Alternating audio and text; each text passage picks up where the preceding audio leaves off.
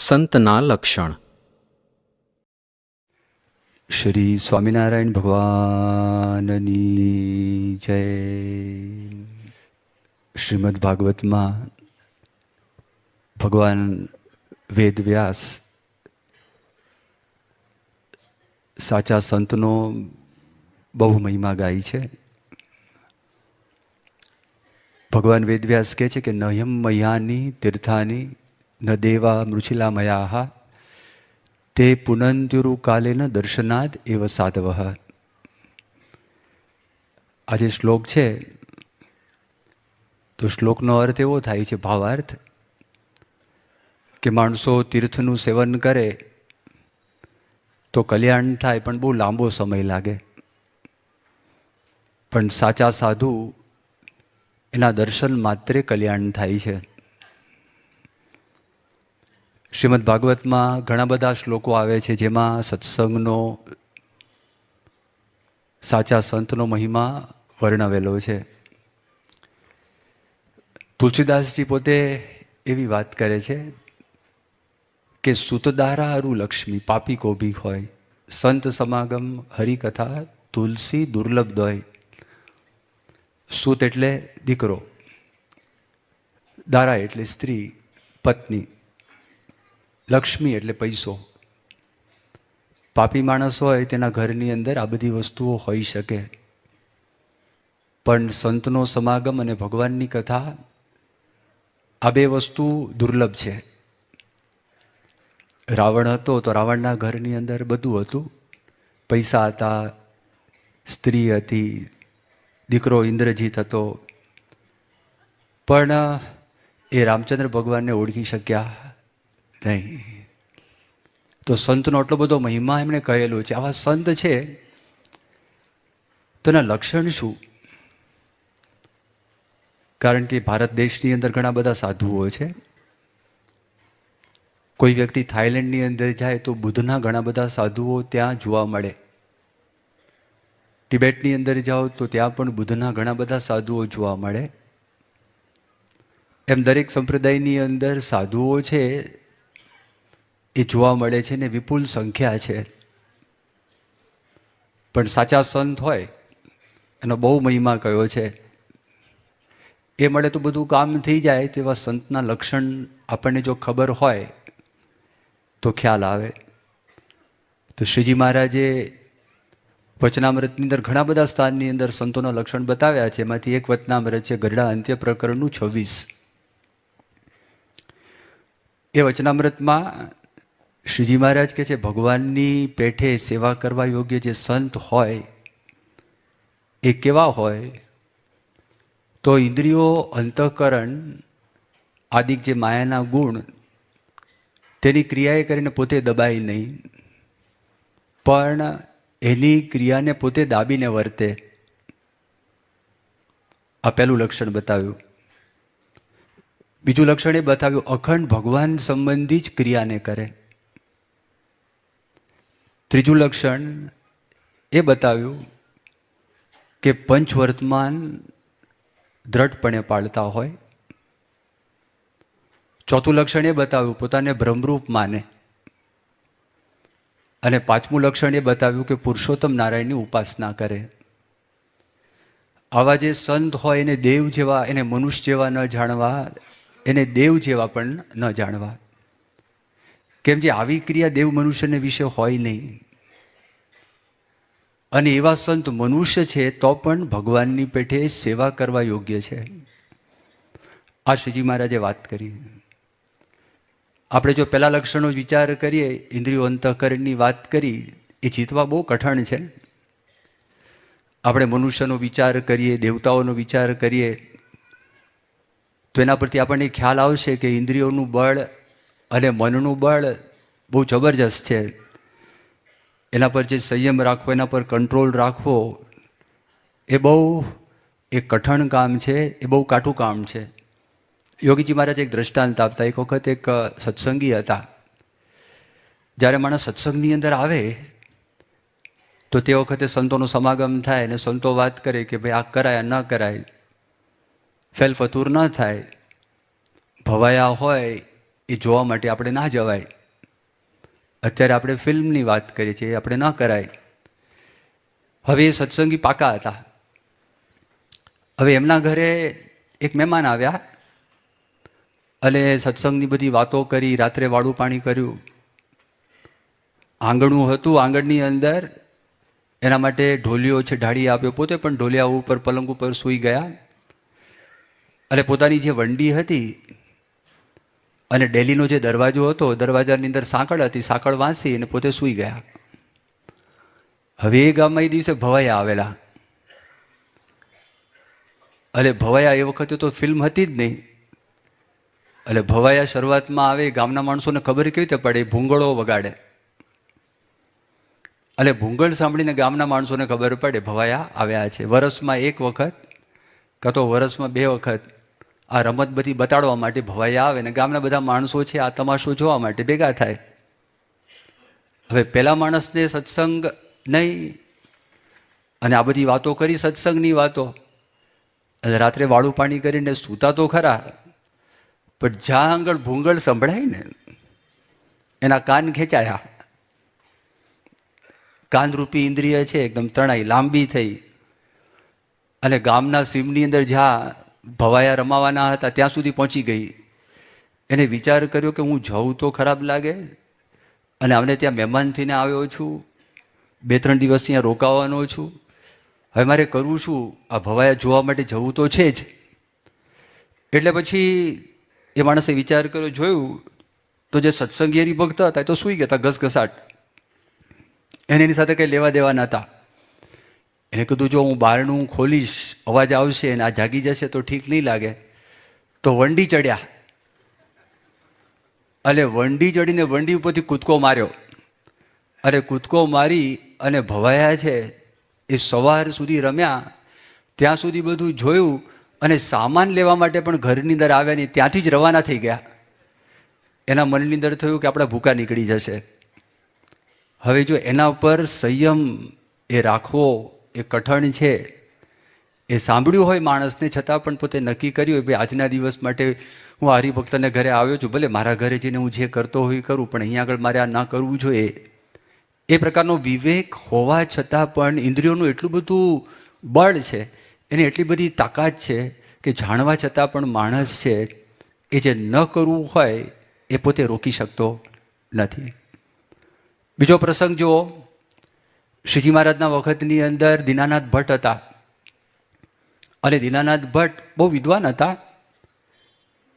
એટલે પ્રસંગ એવો બની ગયો કે શિક્ષાપત્રીની અંદર શ્રીજી મહારાજે દીનાનાથ ભટ્ટનું નામ લખ્યું નહીં, મયારામ ભટ્ટનું નામ લખ્યું.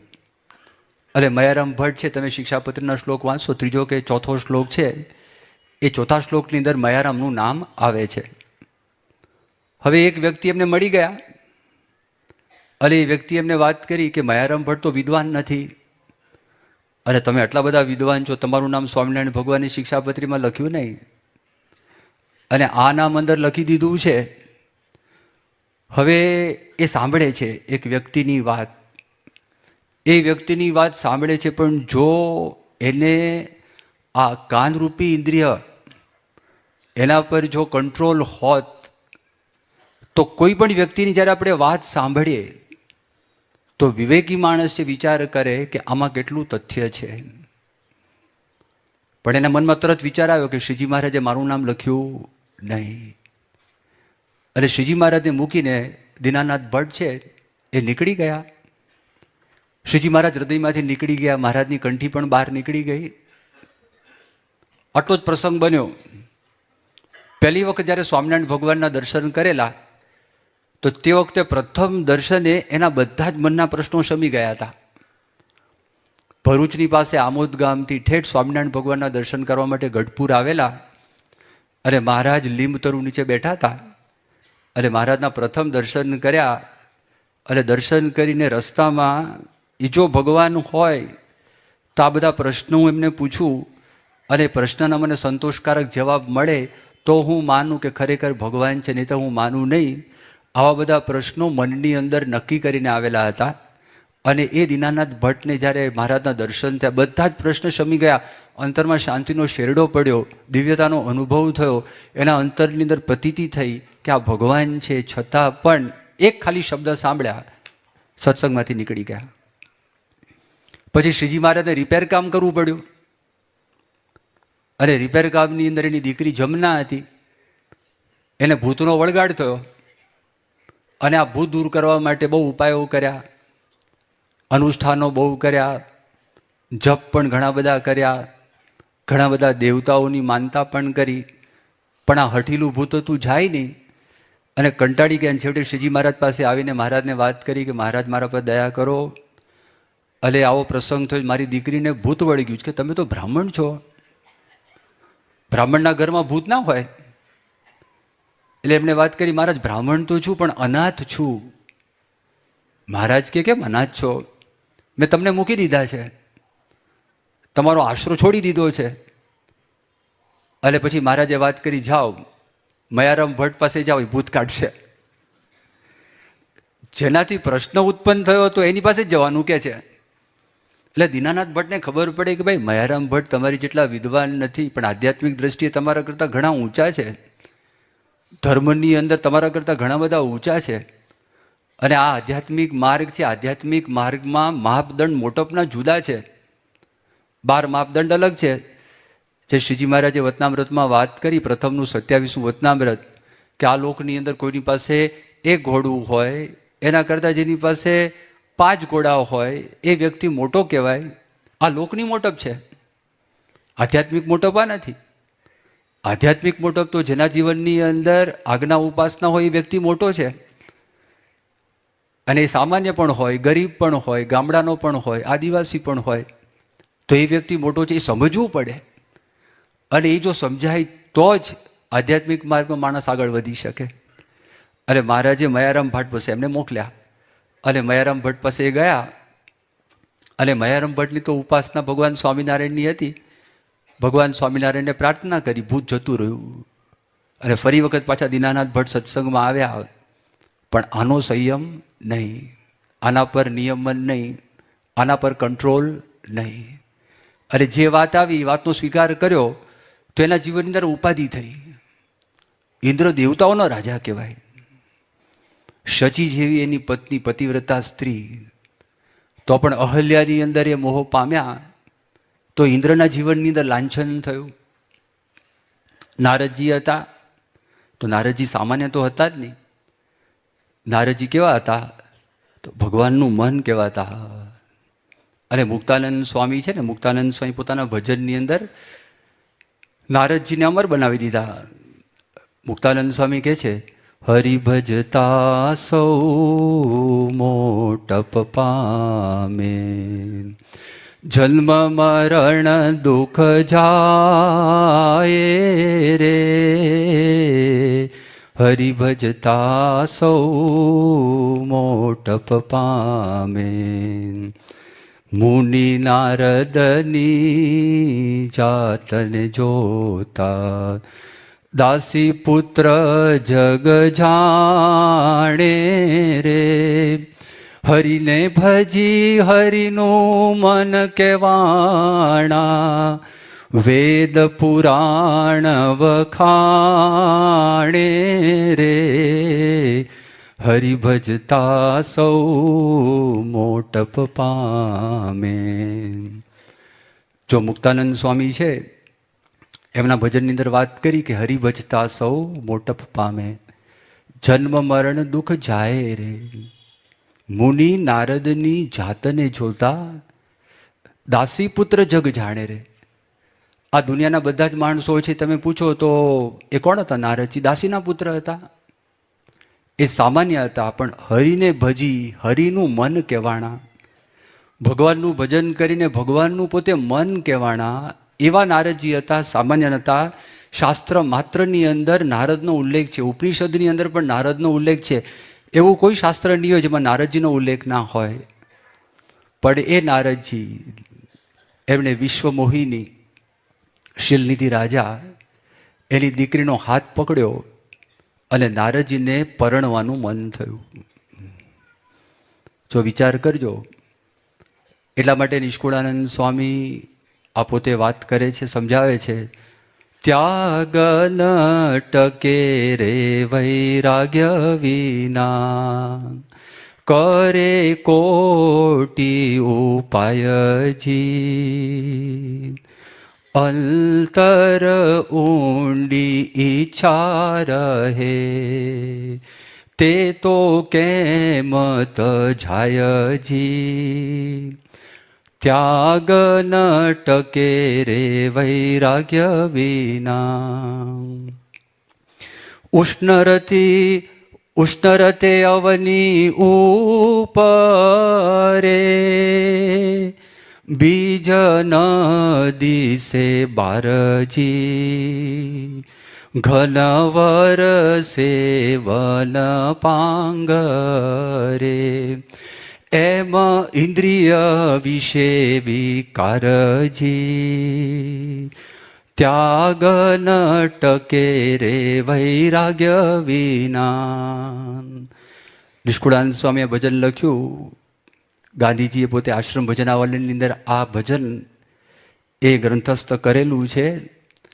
એમાં પોતે અદ્ભુત વાત કરી છે કે ત્યાગ અને વૈરાગ્યની અંદર થોડોક ફરક છે. ત્યાગ લીધો હોય, સંસાર છોડી દીધો હોય, પણ જો વૈરાગ્ય એના જીવનની અંદર સત્સંગ કરતાં કરતાં ના આવે તો અંતરની અંદર જે અંતરમાં ઊંડી ઊંડી ઈચ્છાઓ છે એ તજાતી નથી ને. દ્રષ્ટાંત અદ્ભુત આપે છે. રઘુવીર ચૌધરીએ વાત કરી, ખાલી એક જ ચરણ, ઉષ્ણ રતે અવની ઉપરે, બીજ ન દિશે બહારજી, ઘન વર્ષે વન પાંગરે, એમ ઇન્દ્રિય વિશે વિકારજી.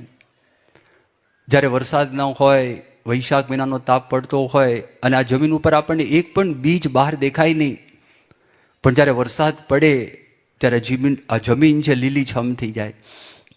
એમ એવી રીતે જ્યાં સુધી એને વિષયનો યોગ નથી ત્યાં સુધી વાંધો આવતો નથી, પણ જેવો વિષયનો યોગ થાય તો તે વખતે વ્યક્તિ ઇન્દ્રિયોનું બળ છે. શ્રીમદ ભગવદ્ ગીતામાં અર્જુન આનો સ્વીકાર કરે છે. કૃષ્ણ ભગવાનને પોતે વાત કરે છે કે ઇન્દ્રિયાણી પ્રમાથીની. ઇન્દ્રિય કેવી છે? પ્રમાથી છે અને એકદમ તાણે છે વિષયની તરફ, એનું પોતે વર્ણન કરે છે. બીજી એક કડીની અંદર એ નિષ્કુળાનંદ સ્વામી એ પોતે લખે છે કે ચમક દેખી લોહ ચડે, એમ ઇન્દ્રિય વિષય સંજોગજી, અણભેટે અભાવ છે, ભેટે ભોગવશે ભોગજી. ત્યાગ ન ટકે રે વૈરાગ્ય વિના. ચમક દેખીને લોહ ચડે. લોહચુંબક હોય એની પાસે તમે લોખંડના કટકા મૂકો તો લોખંડના કટકા ચડવા લાગે, ખેંચાય, આકર્ષણ થાય. એમ એવી રીતે અણભેટે અભાવ છે. જ્યાં સુધી એનો યોગ નથી ત્યાં સુધી એનો અભાવ છે, પણ એક વખત એનો યોગ થઈ જશે તો ભેટે ભોગવશે ભોગજી, એ 100% એ ભોગને ભોગવવા લાગશે. એ નિષ્કુળાનંદ સ્વામી પોતે વર્ણન કરે છે. તો એવી રીતે જો કે જ્યારે એનો યોગ થાય તો યોગની અંદર માણસને ગડબડ થાય. અલૈયા ખાચર હતા તો અલૈયા ખાચર કેવા સમર્થ હતા, નિષ્કામી હતા, બ્રહ્મચારી હતા, કથાકાર હતા. 2000 વ્યક્તિને અલૈયા ખાચરે સત્સંગ કરાવેલો ને. પણ જો એક પ્રસંગ એવો બની ગયો, શ્રીજી મહારાજ એ પોતે ફરતા ફરતા પંચાળા આવે છે અને પંચાળાની અંદર શ્રીજી મહારાજે જીણાભાઈને વાત કરી કે જીણાભાઈ, આ બધા કાઠીઓ તમારે ત્યાં આગળ આવ્યા છે તો કાઠીઓને તમારે જમાડવાના છે, પણ તમારો ભાવ પ્રેમ એ હોવા છતાં પણ મારી એવી ઈચ્છા છે કે તમારે એમને રોટલા જમાડવા એ બાજરાના નહીં, બાજરીના નહીં, જારના નહીં, ખોરી જારના. ખોરી જારના જે જાર સડી ગઈ હોય એના રોટલા બનાવીને જમાડવાના બધું જ પડ્યું છે ને ભાઈ. એ સ્પેશિયલી ઊભું ક્યાં કરું? સડાવવું પહેલાં અને સડાવીને પછી એને દળવીને આપવું. મહારાજ કે ના, મારે કરવું છે, મોઢામાં ના જાય. પણ શ્રીજી મહારાજે પ્રકરણ ચલાવવું હતું કંઈ કારણસર. અલૈયા ખાચર હતું, અલૈયા ખાચરના આખું જે માન ભંગ છે એ મહારાજને કરવો હશે અને આ બધું એમના અંતરની અંદર હતું. એટલે શ્રીજી મહારાજ આ પ્રકરણ શરૂ કર્યું. અને એ પ્રકરણની અંદર પછી તો બધાને આ ખોરી ઝારના રોટલા આપવા લાગ્યા. આના મોઢામાં જાય નહીં. બીજા બધા કાઠીઓ તો નાક બંધ કરીને ગમે તેમ કરીને ઘુસાડી દે અંદર, આના મોઢામાં જાય નહીં. એટલે જોયા કરે મારું બધા કાઠીઓ જમે છે, હવે જો શું થાય છે. અરે બધા નિસ્વાદી અને હું સ્વાદીઓ. તે જતા રહ્યા. મગરીઓ તળાવ છે ત્યાં આગળ ધરો, અને ત્યાં આગળ રિસાઈ ગયા. સુરા ખાચર બુદ્ધિશાળી એને જોયું કે આને ગડબડ થઈ છે. એટલે મહારાજને વિનંતી કરી, મહારાજ અલયો તો જતો રહ્યો છે, રિસાઈને અલૈયાના મનમાં દુઃખ થયું છે, અભિમાનનું ખંડન થયું છે, મહારાજ આપ કંઈક દયા કરો, કૃપા કરો. પછી મહારાજ બોલાવે છે, દયા કરે છે. અલૈયા ખાચર માટે સ્પેશિયલી બાજરીના રોટલા બનાવડાવ્યા. પણ હવે બધા ખોરી ઝારના ખાતા હોય અને એક વ્યક્તિ બાજરીનો ખાતો એને મનમાં દુઃખ થાય કે ન થાય? થાય જ. પણ જો એ અઘરું છે, આમ બધું છે, બીજી બધી ઘણી બધી વાતો એના અંતરની અંદર આવી ગઈ છે. પણ જે નિષ્કુળાનંદ સ્વામી પોતે વાત કરી એ વાત સમજાવે છે કે ઇન્દ્રિયો અંતઃકરણ. એટલા માટે મહારાજ કહે છે એવી જે વ્યક્તિ છે કે ઇન્દ્રિયો અંતઃકરણની ક્રિયાને દાબીને વર્તે એને મનુષ્ય જેવા ન જાણવા, એને દેવ જેવા ન જાણવા. કારણ કે એવી ક્રિયા દેવ મનુષ્યને વિશે હોય નહીં. આપણે જીવ છે, આપણે ઇન્દ્રિયો અંતઃકરણમાં તણાવાના છે. પણ જે તણાતા ન હોય એવી વ્યક્તિ જ્યારે આપણી સામે આવે, ખાલી ફક્ત ભાગવતમાં લખી રાખ્યું હોય, રામાયણમાં લખી રાખ્યું હોય, મહાભારતની અંદર લખી રાખ્યું હોય, કે મધ્યકાલીન યુગના કવિઓએ જે વર્ણન કર્યું હોય એમાં લખી રાખ્યું હોય, તો જુદી વાત આપણી સામે આવીને ઊભી રહે, કેટલી બધી આનંદની વાત થઈ જાય, કેટલી બધી મોટી પ્રાપ્તિ કહેવાય. તો આજે ગુણાતીત સંતો તમે જુઓ, ગુણાતીત સંતોના જીવનની અંદર ઇન્દ્રિયો અંતઃકરણ પર કેવું નિયમન છે. સેજે સેજે ગુણાતીતાનંદ સ્વામી, આંખનો કેટલો બધો સંયમ. આંખથી 80% ઇન્ફોર્મેશન માહિતી અંદર આવે છે, કાનથી બાકી બીજી 15% આવે છે, બાકીની 5%ની તો બીજી બધી ઇન્દ્રિયો આવી જાય છે. તો એના પર સ્વામીનો સંયમ તમે જુઓ. 200 સંતોમાંથી માત્ર ગુણાતીતાનંદ સ્વામી એક એવા હતા કે જ્યાં ઉતારો સુરતમાં કરેલો હતો અને બાજુમાં એક નીલ વાંદરું આવેલું હતું, એના પર બધા સંતોની એટલીસ્ટ એક વખત તો દ્રષ્ટિ પડી ગઈ હતી, પણ ગુણાતીતાનંદ સ્વામીની દ્રષ્ટિ એક વખત પણ એમની સામે પડી નથી. મુક્તાનંદ સ્વામી કે ધન્ય છે તમને સ્વામી, એટલો બધો જબરજસ્ત સંયમ, દ્રષ્ટિની અંદર બીજું કાંઈ જ નહીં. આ જો ગુણાતીત સંત એ દબાવીને નહોતા કરતા. મહારાજે આમાં એક વર્ણન કર્યું ને કે એની ક્રિયાને પોતે દાબીને વર્તે પણ દબાઈ નહીં. એને દબાવવાનો પ્રશ્ન જ નથી. એમને ઇન્દ્રિયો અંતઃકરણ છે જ નહીં, દબાવવાના ક્યાં આગળ છે? પણ આપણને સમજાય કેવી રીતે? આપણી બુદ્ધિની અંદર બેસે, આપણને ખ્યાલ આવે. એટલા માટે મહારાજ આ શબ્દનો ઉપયોગ ત્યાં આગળ કરેલો. હકીકતમાં ગુણાતીત સંતે કોઈ દબાવવાનો પ્રશ્ન થતો જ નથી. દબાવવાનો અર્થ શું થાય કે આપણને ગમે છે અને આપણે કરતા નથી એટલે દબાવવાનો પ્રશ્ન થયો ને. આપણને કોઈ વસ્તુ ગમતી, ટેલિવિઝન ગમે છે, ક્રિકેટની મેચ ચાલુ છે, અને આપણે ચલો પરીક્ષા છે કાલે, અને મનમાં સંઘર્ષ શરૂ થયો, મેચ જોવી કે પરીક્ષાનું વાંચવું, મેચ જોવી કે પરીક્ષાનું વાંચવું. પછી મનને દબાવી અને ટેલિવિઝન બંધ કરી દી, એ દબાવવાની વાત આવી. આ તો દબાવવાનો પ્રશ્ન જ નથી એના જીવનની અંદર. પણ છતાંય આપણને એમ દેખાય. તમે જુઓ યોગી બાપા માંઝાની અંદર, ઈસ્ટ આફ્રિકા ટાન્ઝાનિયા દેશનું એક શહેર છે માંઝા, એ ત્યાં સનાતન મંદિર છે. અત્યારે સનાતન મંદિરની સામે આપણું મંદિર થઈ ગયું, એની બરોબર સામે જ છે. અને યોગીજી મહારાજ ત્યાં આગળ 1959-60ની સાલમાં જ્યારે ઈસ્ટ આફ્રિકાની અંદર 9 મહિના માટેનું વિચરણ હતું, સ્વામી ત્યાં ગયેલા. અને પછી બાપાને લઘુ કરવા માટે જવાનું થયું, અને સ્વામી લઘુ કરવા માટે ગયા. હવે ત્યાં આગળ લાલ મકોડા હતા. એ લાલ મકોડા બધા યોગી બાપા બેસીને લઘુ કરે બાથરૂમમાં, તે મકોડા બધા ચડી ગયા હશે. હવે એ કોઈને ખ્યાલ રહ્યો નહીં. અને પછી સ્વામી તો સભામાં આવીને બેઠા, અને સભામાં એક મહાત્મા ત્યાં આગળ આવેલા. 1 કલાક સુધી પ્રવચન ચાલ્યું. યોગી બાપાએ થોડી વાતચીત કરી, અને વાતચીત કરીને પછી સ્વામી પાછા આવ્યા. સ્વામીને પ્રોસ્ટેટની તકલીફ હતી, એટલે સભા પછી ફરી વખત સ્વામી બાથરૂમ જવા માટે ગયા, અને ઈશ્વર સ્વામી સાથે હતા. અને બાપા કે જુઓ તો કંઈક છે. અને જોયું લાલ મકોડા બધે કરડેલા, લાલ લાલ ચકામાં થઈ ગયા હતા. 1 કલાક સુધી આ બધા મકોડા આંટા મારતા હતા, અને જે ચટકા ભર્યા સ્વામી શાંતિથી બેઠા હતા.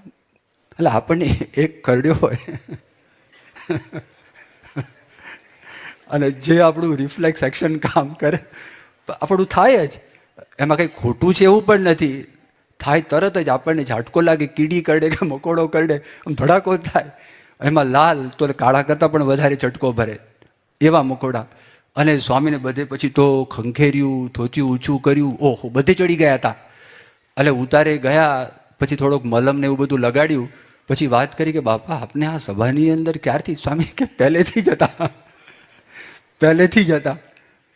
કેટલું બધો કંટ્રોલ, ઓહો જબરજસ્ત કંટ્રોલ. પ્રસન્નતા લેશ માત્ર પણ પ્રસન્નતા ડગી નહીં.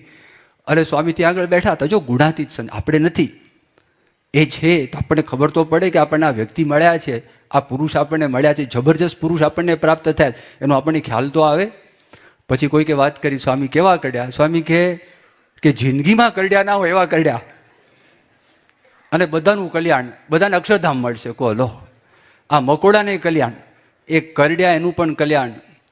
સ્વામી 1970ની અંદર લંડન પધાર્યા પહેલી વખત, અને તે વખતે બધા પ્રેસ રિપોર્ટર ભેગા થયા હતા. અને એ લોકોને રસ એમાં હતો, આ લોકો કંઈ સત્સંગી નહોતા, એ લોકોને ગરમા ગરમ કંઈક સમાચાર હોય અને સમાચારથી બધા વાંચકો છે ને આકર્ષણ થાય. તો આકર્ષણની વાત એ હતી કે 40 વર્ષથી કોઈક વ્યક્તિ એવા છે જેને સ્ત્રીની સામું જોયું નથી, એમાં એને રસ હતો. અને ત્યાં આગળ આવ્યા અને હિથ્રો એરપોર્ટ ઉપર યોગીજી મહારાજને આના સંદર્ભમાં જ પ્રશ્ન પૂછ્યો કે તમને કોઈ મૂંઝવણ થઈ નથી? યોગી મહારાજ કે જિંદગીમાં નહીં. આમ હાથો ઊંચો કરીને કીધું જિંદગીમાં નહીં. આના જ અનુસંધાનમાં પ્રશ્ન હતો. 40 વર્ષથી દ્રષ્ટિ ગઈ નથી, દ્રષ્ટિનો સંયમ તમે જુઓ, કેવો સંયમ. પ્રમુખ સ્વામી મહારાજનો આપણે વિચાર કરો, સ્વામીના જીવનમાં એ જ આપણને જોવા મળે છે, એટલો જબરજસ્ત સંયમ. એક વખત મુંબઈમાં સ્વામી પધારેલા, અને તે વખતે સ્વામી જાગ્રત થાય ને, અને જાગ્રત થઈને સ્વામી સ્નાન કરવા જાય, શૌચવિધિ કરી સ્નાન કરીને પછી પધરામણીનો દોર શરૂ થાય. એટલે બાપા આરામમાં જાય, 2:30 વાગી ગયા હોય, 2:30 પોણા 3 થયા હોય, પોણા 4 વાગ્યાની આસપાસ કાં તો 3:30 સ્વામી જાગી જાય.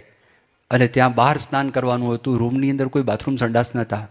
એટલે સ્વામી જાય અને સ્નાન કરી શૌચવિધિ કરીને સ્વામી પધરામણીમાં જતા રહે. જેવા સ્વામી બહાર નીકળ્યા, એક હરિભક્ત આવ્યા અને સ્વામીને વાત કરી કે સ્વામી મારે 2 મિનિટ ખાનગી કરી. સ્વામી કે 2 મિનિટ શું કરાવો, આવો ને 5 મિનિટ બેસીએ. જો કુદરતી હાજત, શૌચવિધિ કરીને સ્નાન કરવાનું છે. સ્વામી કે ચલો બેસું કરો 5 મિનિટ. હવે કોણ જાણે શું થયું, તે વખતે પધરામણી કદાચ નહીં હોય, પણ સ્વામીનો ટાઈમ આ હતો. તે સાંજે લગભગ એ વ્યક્તિ 6:30 સુધી સ્વામીની સાથે બેઠા હતા. 2 મિનિટની ખાનગી, 2 કલાકથી વધી ગયા. સ્વામી બેઠા હતા અને બેસીને પછી શાંતિ 6:30 આવ્યા. ત્યાં આગળ ઇન્દ્રિયો ઉપર સંયમ. 1980ની સાલમાં સ્વામી લંડનમાં એક ખાતમુહૂર્ત કરવા માટે, મંદિરના ખાત માટે પધારેલા. જ્યાં આગળ અત્યારે શિખરબદ્ધ મંદિર છે ને, એ મંદિરની સામે આપણું એક જૂનું મંદિર ત્યાં હતું. એક રસ્તો ખાલી તમે ક્રોસ કરો અને સામે જાઓ, મેડો ગાર્થ છે એની સામે જ છે. હવે એ જગા છે, હવે જગામાં વેરહાઉસ હતું, એનું ખાત કરવાનું હતું. હરિભક્તોનો ઉત્સાહ બહુ હતો કે પ્રમુખ સ્વામી મહારાજ ત્યાં મોટું મંદિર કરશે, એટલા માટે હરિભક્તોએ વિચાર કર્યો કે અહીંયા આગળ આપણે ખાત કરવાનું છે, પણ એમને ત્યાં ખાત નથી કરવું, પણ 4 માઇલ દૂર પ્રમુખ સ્વામી મહારાજને ઉતારવા અને હેલિકોપ્ટરમાં બેસાડીને ત્યાં લઈ જવા. હેલિકોપ્ટર ત્યાં આગળ ઉતરે એ પહેલાં હેલિકોપ્ટર પુષ્પની વૃષ્ટિ લંડન ઉપર કરે અને સ્વામી ઉતરીને હાથી ઉપર બેસે. હાથી ઉપર બેસી અને મંદિરની અંદર 4 માઇલની લાંબી સવારી ચાલે. એમાં બધા હરિભક્તો, બાઈ ભાઈ, નાના મોટા બધા જોડાય. આવી એક ભાવના હતી. એટલે ધામધૂમપૂર્વક લંડનની અંદર રસ્તામાં હાથી ન નીકળે, આપણે નીકળે અહીંયા રસ્તામાં દેખાય. લંડનમાં કંઈ હાથી રસ્તામાં ના નીકળે. રસ્તામાં હાથી કાઢવો હોય પરમિશન પોલીસની લેવાની. હવે આપણા બધા હરિભક્તો આવતા હતા, એ હરિભક્તોને ડિસિપ્લિનમાં રાખવા માટે એ લગભગ એ લોકોની 800થી 1000 પોલીસ હતી બંને બાજુ. કંઈ તોફાન બફાન કરે તો, આગુ પાછું થાય તો. એટલે સ્કોટલેન્ડ યાર્ડ છે એના હેડે બધી વાત કરી દીધી, આ બધું ગોઠવણ કરવાની. અને નીકળી ત્યાં આગળ એક મૌરીન નામનો હાથી હતો. એટલે એના પર સ્વામી નીકળ્યા, ઠાકોરજીને લઈને બેઠા, ઠાકોરજીના માથે છત્ર.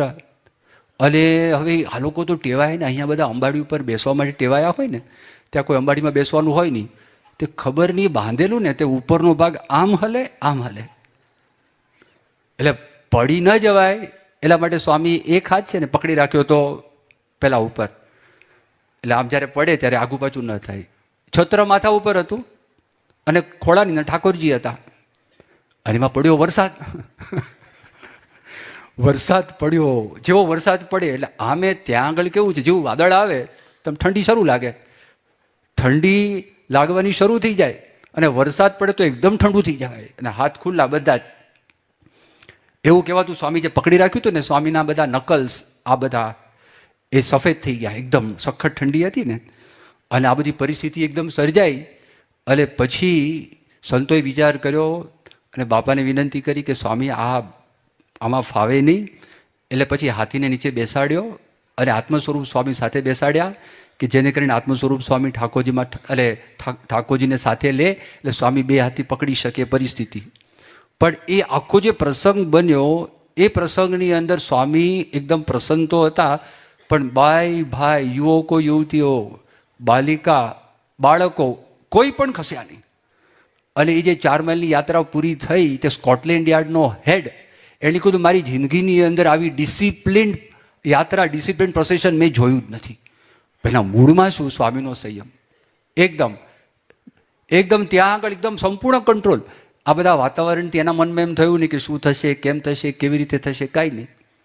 અને એ જ વર્ષે બોસ્ટનની અંદર જ્યારે પ્રમુખ સ્વામી મહારાજનું આંખનું ઓપરેશન કરાવ્યું, અને સ્વામી હોસ્પિટલની અંદર રહ્યા હતા, અને આપણી મર્યાદા પ્રમાણે ફિમેલ નર્સ છે એ મળવા આવી શકે નહીં, એ મળી શકે નહીં, એટલે એ લોકો દૂર હતા. અને પછી જ્યારે વિદાયનો પ્રસંગ થયો, તે ફિમેલ નર્સ બધી એ લોકોએ આપણા હરિભક્તોને કેવડાવ્યું કે તમારા આ સ્વામી છે એ બહુ સંયમી છે. અમે તો ઘણા બધા વીઆઈપીને ટ્રીટ કરીએ છીએ, પણ એમના જીવનની અંદર અમને સંયમ જોવા મળતો નથી. અમારી સાથે ગમતો કરતા હોય, અમારી મશ્કરી કરતા હોય, એવા એક નહીં ઘણા બધા પ્રસંગો છે જ્યારે તમારા સ્વામી છે ને એકદમ સંયમવાળા છે. સેજે સેજેના જીવનની અંદર આ સંયમ છે. ઇન્દ્રિયો અંતઃકરણની ક્રિયાને દાબીને વર્તે. મેં આગળ તમને પ્રસંગ કીધા, ઇન્દ્રિયો જીતવી કઠણ, ગુણાતીત સંતોને એ સહજ છે. મન જીતવું ને એના કરતાં કઠણ છે. એક ભાઈ હતા, શેઠ હતા, અને શેઠ ધ્યાનમાં બેઠા હતા. રોહિદાસ ચમારના વખતમાં પ્રસંગ છે, અને દાસી હતી. હવે શેઠ ત્યાં આગળ રોહિદાસ ચમારનો મહિમા સાંભળીને ત્યાં આગળ ગયા હતા. ચમાર હોય એટલે પેલા ચામડાને પકવે ને, એનો કુંડ હોય પાણીનો, અને આ તો એકદમ બિચારા ભગવાનના ભક્ત હતા. પેલા શેઠ આવ્યા, આચમન આપવાનું કીધું. હવે એમને ખ્યાલ રહ્યો ન રહ્યો ગમે તે, એ જે કુંડી હતી એમાંથી પાણી આપ્યું. એટલે શેઠે જોયું સાલું આ પાણી કેમનું પીવાય, એટલે આમ લીધું, મોઢામાં નાખ્યું નહીં, પણ આ હાથ ઉપર નીચે આવી ગયો રેલો, એના કપડા ઉપર લાગી ગયા ડાઘા.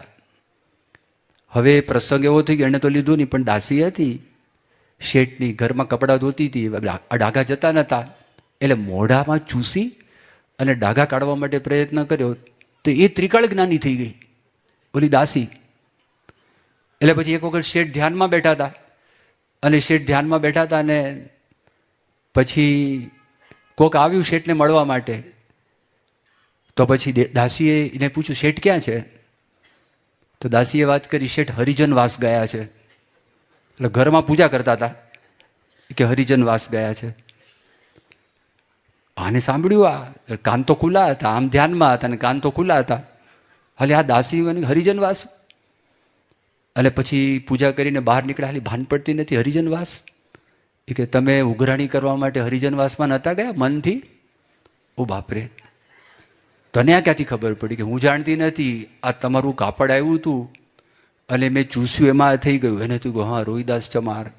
શેઠ દોડ્યા રોહિદાસ પાસે, આચમન આપો. એ કે મોજ દાસી લઈ ગઈ. આ મોજ છે દાસી લઈ ગઈ. પૂજામાં બેઠા હતા, એ પણ અઘરું છે, પણ મન ઉપર કંટ્રોલ, મન ઉપર નિયમન એ એના કરતાં પણ અઘરું છે. ચલો, મેં તમને આમની વાત કરી. શ્રીજી મહારાજના વખતમાં ઘનશ્યામદાસ હતા, નાજા જોગિયા હતા, શ્રીજી મહારાજના અંગત સેવક હતા. મહારાજ સિવાય કોઈ પ્રધાન નહોતું. એ નાજા જોગીની આપણે વાત સાંભળીએ છીએ. એના ઢીચણ ભાંગવા માટે ભોંયરા ગામના વાસુર ખાચર તૈયાર થયા, તો તે વખતે એમને ખાલી મહારાજનો આશરો હતો. સ્વામિનારાયણ મંત્ર આપણે કરીએ, બચાવે તો ઠીક છે, ન બચાવે તો પણ મારા ભગવાન તો છે જ. બચાવે તોય ભગવાન, ન બચાવે તોય ભગવાન, આવી દ્રઢતા, આવો આશરો એમને જીવનમાં હતો જ. એ ઓર્ડિનરી ભક્ત નહોતા. મહારાજ માટે માથું આપી દે, પ્રાણ આપી દે એવા ભક્ત હતા. અને શ્રીજી મહારાજ ધામમાં ગયા અને પછી સાધુ બન્યા. ગુણાતીતાનંદ સ્વામી પાસે જુનાગઢમાં રહેતા હતા, નામ ઘનશ્યામદાસ હતું. અને એ પણ બધા ધ્યાન કરે ને, જુનાગઢની આખી રીત અલગ. ત્યાગ, તપ, વૈરાગ, ધ્યાન, કથા વાર્તા, સેવા, આ બધા સંતો જોડાયેલા હતા. અને આંખ બંધ કરીને બેઠા હતા, ધ્યાન કરતા હતા. ગુણાતીતાનંદ સ્વામી ત્યાં આવ્યા અને ગુણાતીતાનંદ સ્વામી કીધું, ઘનશ્યામદાસ, ધ્યાન કરો છો કે ચાળા ચૂથો છો? એકદમ જાગ્રત થયા, કાઠીની બોલી આવી ગઈ મોઢામાં. સ્વામી, મારા માથે કાણું તૂત શા માટે નાખો છો? એટલે શા માટે મારા માટે તૂત નાખો છો? મિથ્યા આક્ષેપ કેમ કરો છો? સ્વામી હસતા હસતા કે ઘનશ્યામદાસ, શ્રીજી મહારાજની મૂર્તિનું ધ્યાન કરતા હતા કે દાદા ખાચરના દરબારમાં ધોળા તલકાવાળી ભેંસ, એના માથે હાથ ફેરવતા હતા? શું કરતા હતા? ઓ બાપરે, આને ક્યાંથી ખબર પડી ગઈ કે આમ દેખાય કે ઓહો ફર્સ્ટ ક્લાસ, શું આમ સ્થિર છે, પદ્માસન, સ્વસ્તિકાસન, એકદમ કરોડરજ્જુ પણ સીધી, માથું પણ સીધું, મનની અંદર ભેંસ ઉપર હાથ. આપણે એવું છે, એ અઘરું છે. ગુણાતીત સંતો જો, ગુણાતીત સંતોને આમ મહારાજે કીધું ને, અંતઃકરણે તો સિંહ બકરાને પકડે ને એવી રીતે અંતઃકરણને અમે પકડી લઈએ છીએ. સિંહ બકરાને પકડે. દ્રષ્ટાંત જો કેવું આપે છે, ખસી શકે નહીં, મરી જ જાય, એ રહી શકે નહીં. એમ મહારાજ કહે છે, એમ અંતઃકરણને પકડી લઈએ છે. શાસ્ત્રીજી મહારાજનો પ્રસંગ છે. શાસ્ત્રીજી મહારાજ પોતે ગમે તેટલા પ્રશ્નો આવે ને, સ્વામીને ઊંઘમાં સુખી તરત સૂઈ જ જાય. ત્યારે અમલદારે પૂછ્યું કે સ્વામી, કે તમે આવી રીતે સૂઈ શકો છો, કે કેવી રીતે બને? યાદ રાખજો, મનની અંદર કોઈ પણ ડાઘ ન હોય ને તો જ પ્રશ્ન છે એની અસર ન થાય. બાકી પ્રશ્નની અસર થયા વગર રહી જ નહીં. જો ડાઘ હોય તો અસર થાય જ, કશું જ નહીં, કાંઈ કરતાં કાંઈ નહીં. બાપાનું તમે જો, પ્રમુખ સ્વામી મહારાજ, અત્યારે જે નવા આવે છે એને ખ્યાલ નહીં હોય, પણ જૂનારી ભક્તોને ખ્યાલ છે. પ્રમુખ સ્વામી મહારાજ દરેકને વ્યક્તિગત મળતા, એના પ્રશ્નો છે, પ્રશ્નો સાંભળતા, 3 ટાઈમ મુલાકાત થઈ અને થતી, અને એમાં હરિભક્તને સંપૂર્ણ સંતોષ થાય. એક હરિભક્તો કોઈ પ્રશ્ન લઈને આવે અને એના પ્રશ્નનો જવાબ સ્વામી આપે, પહેલાં સંતોષ થઈ જાય. બીજો હરિભક્ત આવે, બીજો પ્રશ્ન હોય તો 100% અટેન્શન બીજી વ્યક્તિને સ્વામી આપી શકે. એ આગળ જે જવાબ આપ્યો એનો કોઈ પણ વિચાર પ્રમુખ સ્વામી મહારાજના મનમાં ના આવે. અને 100 વ્યક્તિ અલગ અલગ પ્રશ્ન લઈને આવે તો 100 વ્યક્તિ માટે 100% અટેન્શન સ્વામી આપી શકે. અહીંથી આમ જઈ શકે, આમથી આમ જઈ શકે. પત્ર લેખન કરે, મીટિંગ હોય, ગમે તેટલી સિરિયસ મીટિંગ હોય, અને હાથમાં જેવો પત્ર ઉપાડે તો 100% સ્વામી પત્રની અંદર આવી જાય.